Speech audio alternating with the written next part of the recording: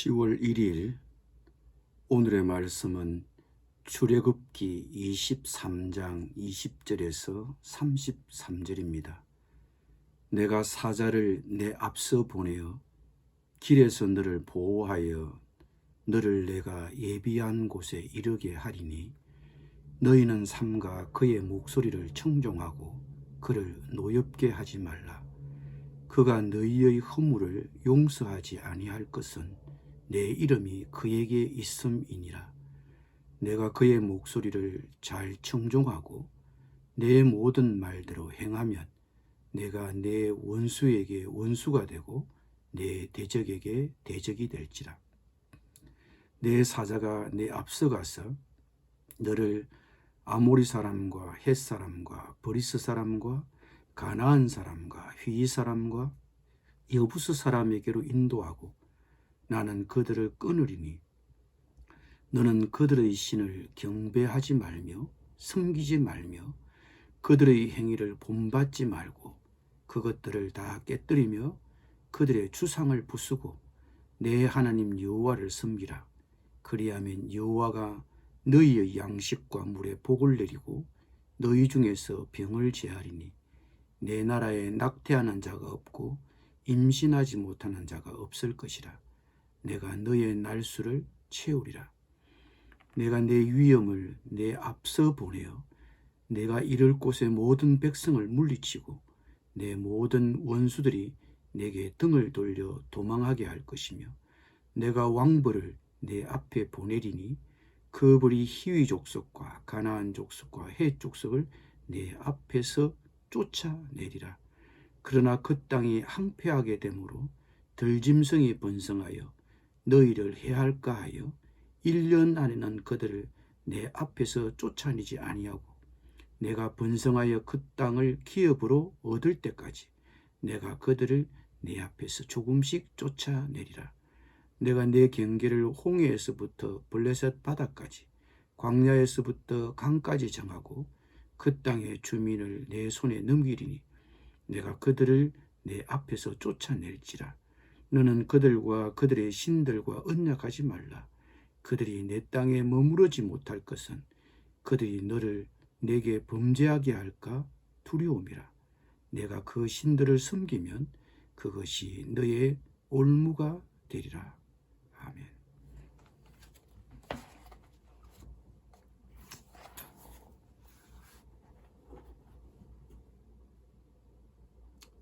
오늘 본문은 이스라엘 백성이 들어와 살게 될 가나안 땅과 관련된 하나님의 약속과 경고입니다.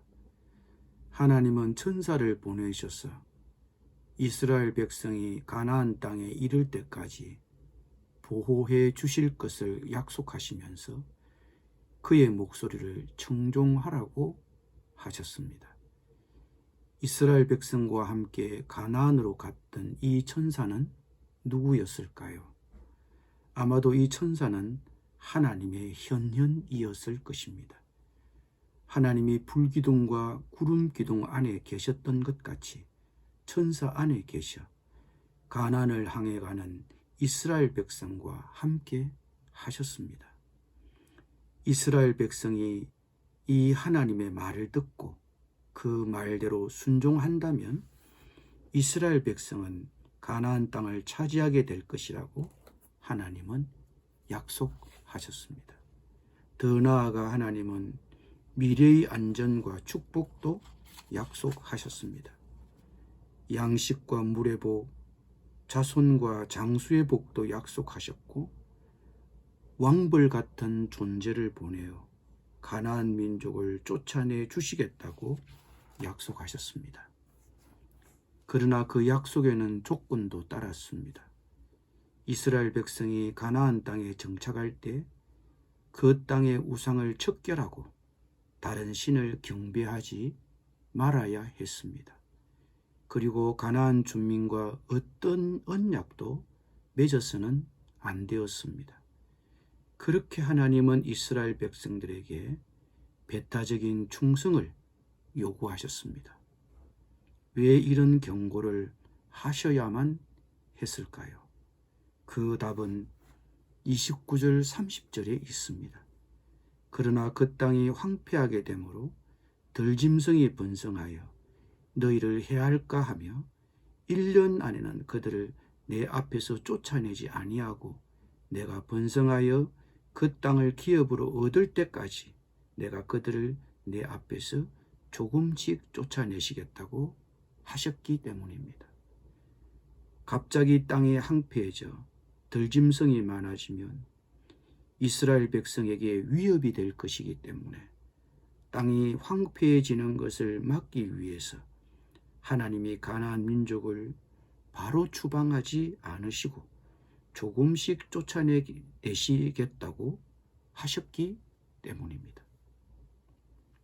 그러므로 하나님이 가나안 민족을 쫓아내는 그 기간 동안 이스라엘 백성들은 어쩔 수 없이 가나안 민족과 이웃하여 살 수밖에 없었던 것입니다.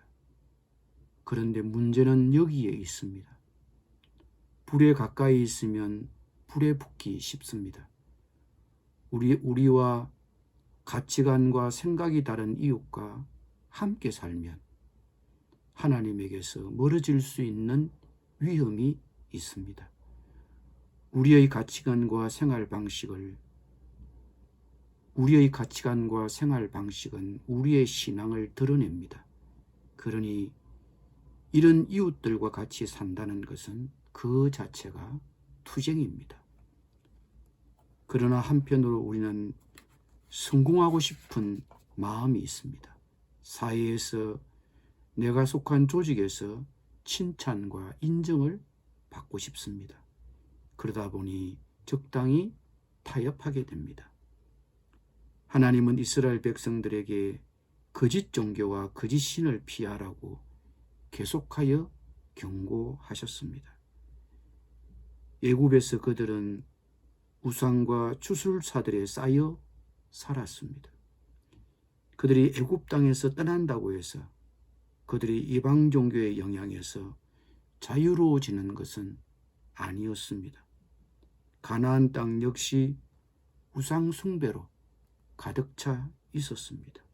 창조의 신, 풍요의 신, 생산의 신, 수확의 신 등 다양한 가나안의 우상들은 이스라엘 백성들이 접할 수밖에 없었고, 가나안에 정착하면서 농경 생활을 했던 그들은 풍요와 소출을 갈구했고, 그들은 가나안의 우상에게 쉽게 동화되고 흡수될 여지가 많을 수밖에 없었습니다. 그러므로 하나님은 그들을 둘러싸고 있는 가나안의 종교를 멀리하고 가나안의 신들을 섬기지 말고 깨뜨려 버리라고, 하나님 자신의 목소리만 듣고 순종하라고 거듭해서 경고하신 것입니다. 우리가 사는 이 땅 역시 다를 바 없습니다. 하나님의 나라는 아직 완성되지 않았고 우리는 세상 속에 살고 있습니다. 가치관과 생각이 다른 사람들과 투쟁하며 살고 있습니다. 그것이 즉각 해결되지 않고 시간을 끌 때도 있습니다. 그러나 오늘 본문에서처럼 하나님의 모든 해결책이 즉시 순간적으로 되는 것은 아닙니다. 하나님은 하나하나 단계별로 일하십니다. 그것은 하나님의 배려이지만 우리의 눈에는 답답하게 비춰질 수 있습니다. 때로는 하나님의 그런 조금씩 일하는 방식이 이해되지 않을 수도 있습니다. 그러나 아무리 하나님의 응답이 더디더라도 우리의 답답함이 즉시 해결되진 않더라도 끈기 있게 하나님의 생각을 믿고 기다려야 할 것입니다. 그러면서 꾸준히 다른 곳으로 눈 돌리지 말고 하나님의 보호하심과 축복의 약속을 믿고 하나님의 말씀을 청종하며 하나님의 말씀대로 순종하는 삶을 살아내야 할 것입니다. 기도하겠습니다. 주님, 이 세상에서 생각이 다르고 가치관이 다른 사람들과 어울려 산다는 것이 쉽지 않습니다. 주님, 그들의 신과 언약하거나 타협하지 않도록 도와주시옵소서. 인내심을 갖고 끈기 있게 하나님을 신뢰하면서 주님의 말씀을 충종하며 주님의 말씀을 순종하는 삶을 살게 하여 주옵소서. 예수님의 이름으로 기도드립니다. 아멘.